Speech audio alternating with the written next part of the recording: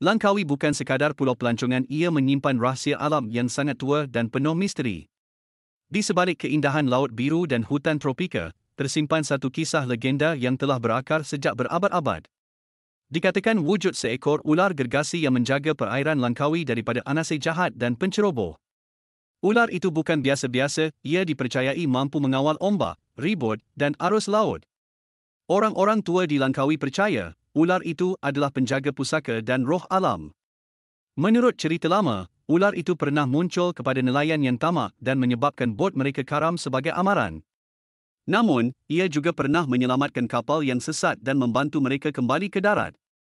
Ada yang percaya, ular ini ialah jelmaan semangat seorang pahlawan zaman dahulu yang dikutuk menjadi penjaga laut. Sehingga hari ini, nelayan di Langkawi akan menyiram air limau atau menyebut doa sebelum turun ke laut sebagai tanda hormat. Kisah ini mungkin dongeng bagi sesetengah orang, tapi bagi penduduk tempatan, ia adalah kepercayaan yang diwarisi turun-temurun. Jadi, jika kamu ke Langkawi dan melihat laut yang tenang, ingatlah, mungkin ular penjaga itu sedang memerhatikan. Skim Misteri, ular besar yang menjaga perairan Langkawi.